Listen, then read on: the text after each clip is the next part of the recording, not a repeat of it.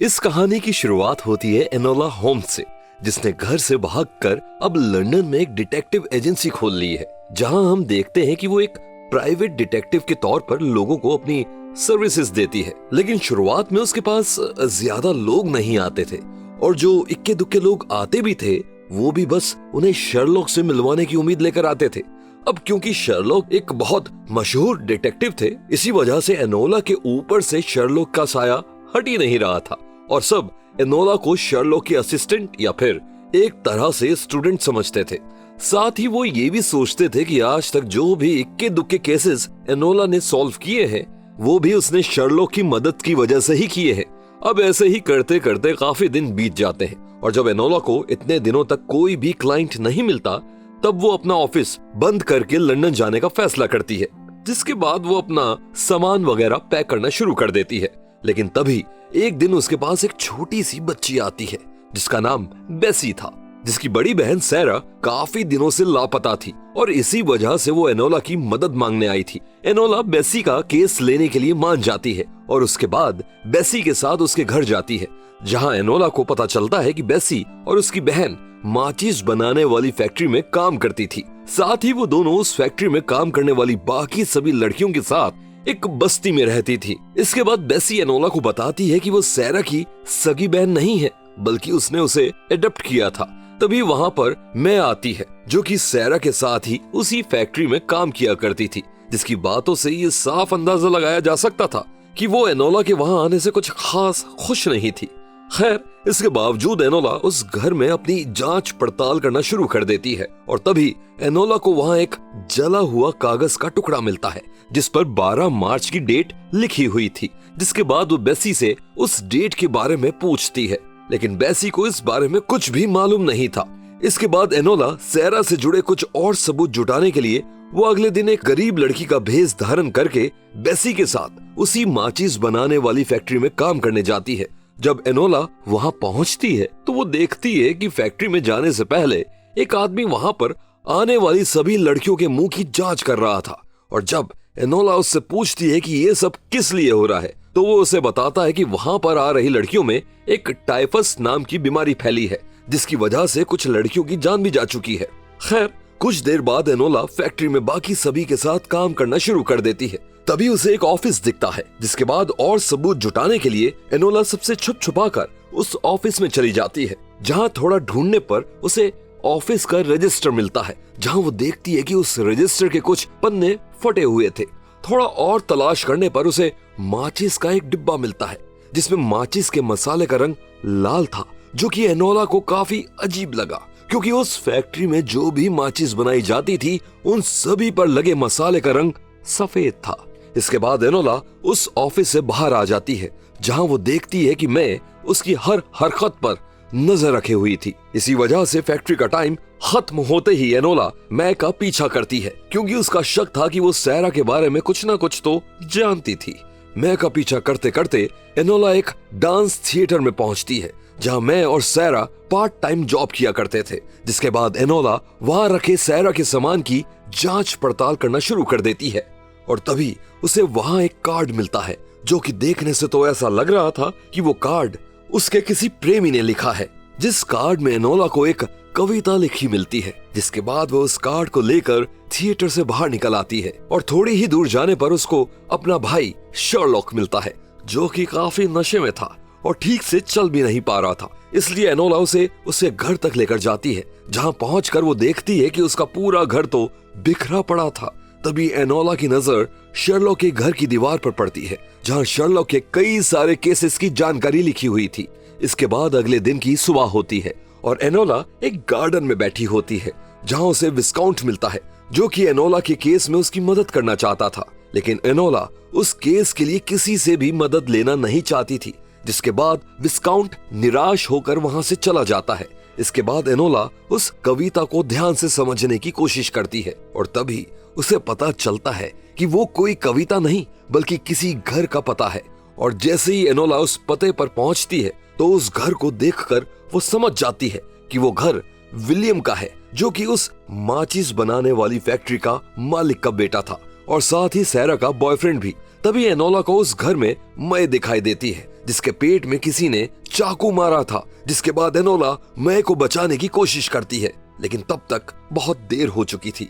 लेकिन मरते मरते भी मय एनोला को एक पेपर देकर जाती है और तभी एकदम से वहां पुलिस आ जाती है, जहां सुपरिटेंडेंट ग्रेल एनोला को मय के मर्डर में अरेस्ट करने की कोशिश करता है। पर तभी एनोला उन्हें चकमा देकर वहां से भाग जाती है और भागते भागते वो सीधा अपने भाई शर्लॉक के घर जाती है, जहां शर्लॉक एनोला से उसके केस की सारी डिटेल्स पूछता है।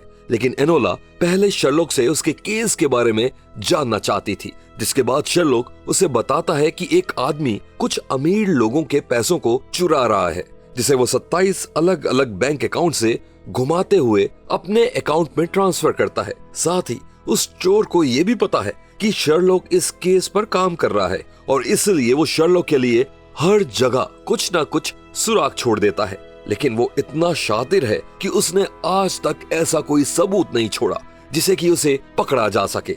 इसके बाद एनोला भी अपने केस के बारे में शर्लॉक को सब कुछ बताती है और जब शर्लॉक को पता चलता है कि उसकी बहन को पुलिस एक मर्डर के केस में पकड़ना चाहती है, तो वो एनोला को सलाह देता है कि वो उसके घर में ही रहे। जिसके बाद शर्लॉक विलियम के घर जाकर छानबीन करना शुरू कर देता है और सारी तलाशी लेने के बाद शर्लॉक को यकीन हो जाता है कि उसका और एनोला का केस एक दूसरे से जुड़ा हुआ है। वहीं दूसरी ओर न्यूज़पेपर के जरिए एनोला को पता चलता है कि 12 मार्च को विलियम के घर पर पार्टी होने वाली है। तभी उसे समझ में आता है कि सैरा के घर पर उसे जो कागज का टुकड़ा मिला था वो इसी पार्टी की तरफ इशारा कर रहा था। इसलिए वो उस पार्टी में जाती है, जहां वो देखती है कि उस पार्टी में विस्काउंट भी आया हुआ था। तभी एनोला को वहां मय नाम की एक लड़की मिलती है, जो कि बार बार विलियम से बात करने की कोशिश कर रही थी। इसके कुछ ही देर बाद एनोला विलियम के साथ डांस करने के बहाने उससे सारा के बारे में पूछती है, जिसके बाद विलियम उसे बताता है कि इस बारे में बात करने के लिए उससे पार्टी के बाद मिले। और पार्टी के बाद जब एनोला विलियम का इंतजार कर रही थी, तभी वहां विस्काउंट आ जाता है और उसी के साथ विलियम भी आ जाता है।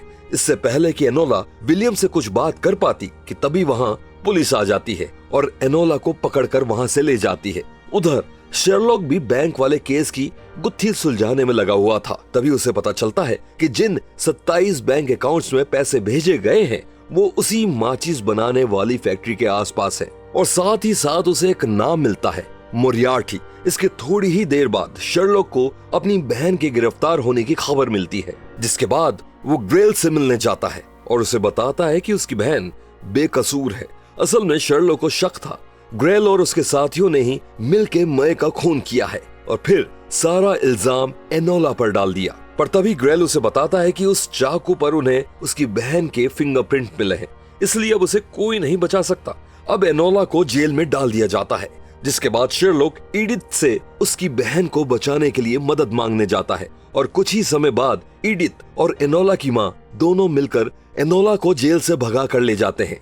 जिसके बाद एनोला को पूरा केस अब कुछ कुछ समझ में आने लगा था। जिसके बाद एनोला सबसे पहले बेसी के घर जाती है, जहां उसका ध्यान एक पौधे पर जाता है जिसमें माचिस का लाल रंग वाला मसाला मिला हुआ था और वहीं दूसरी तरफ पौधे में उसी माचिस का सफेद रंग का मसाला मिला हुआ था और दोनों में फर्क सिर्फ इतना था, सफेद रंग वाला पौधा मर चुका था। और तब एनोला को समझ आ जाता है कि असल में मैं और सारा इस बात का पर्दाफाश करने वाली थी। टाइफस की वजह से वर्कर्स की जान नहीं जा रही थी, बल्कि उस सफेद केमिकल की वजह से जा रही थी, क्योंकि सफेद मसाले वाली माचिस बनाने में फैक्ट्री के कम पैसे लगते थे।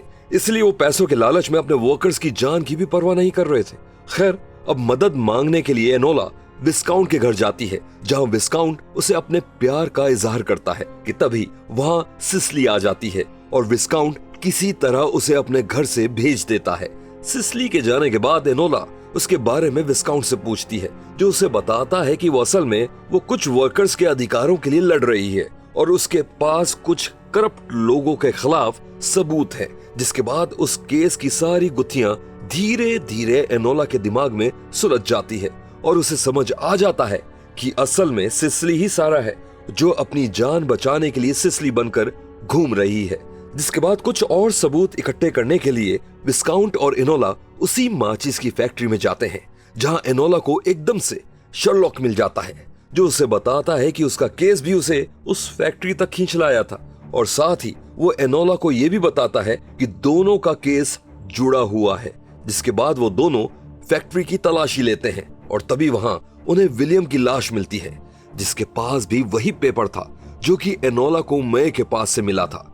जिसके बाद एनोला और शर्लॉक को समझ आता है कि वो पेपर एक नक्शा है, जिसके सहारे वो दोनों लोग उसी डांस थिएटर में पहुंचते हैं जहां सैरा और मैं पार्ट टाइम काम किया करती थी। और कुछ ही देर ढूंढने के बाद उन्हें सैरा के चुराए हुए भी सभी कागजात मिल जाते हैं, जिनमें उस फैक्ट्री के काले कारनामों का सबूत था। तभी वहां सिसली भी आ जाती है, जिसके बाद वो सबको बताती है कि वो ही सैरा है। लेकिन तभी वहां ग्रेल आ जाता है, जिसने बेसी को चाकू के जोर पर पकड़ा हुआ था। और लेकिन जैसे ही ग्रेल का ध्यान जरा सा भटकता है, तभी बेसी उसके हाथ पर काटकर वहां से भाग जाती है।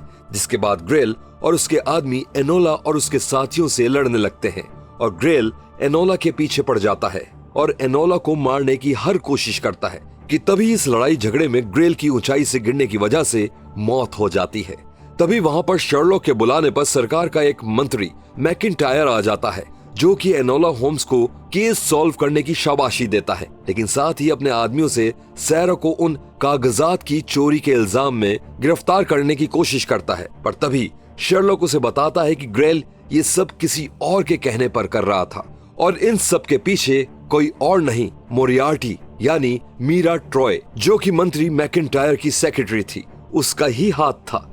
क्योंकि जो पेपर सैरा ने चुराए थे उनमें हिसाब किताब की सारी जानकारी भी मौजूद थी, जिनकी वजह से हिसाब में फेर बदल कर पैसों की धांधली की जा सकती थी। और इसलिए मीरा ट्रॉय ने ग्रेल को सारा से वो पेपर लेने के लिए हायर किया था। जिसके बाद वहीं खड़ी मीरा ट्रॉय इस पूरी बात से राजी होती है और अपना गुनाह कबूल करती है। साथ ही साथ वो उन्हें बताती है कि क्योंकि वो एक लड़की है इसलिए उसे हमेशा दबा कर रखा गया और इसलिए उसने उन्हीं से पैसे चुराने का प्लान बनाया था।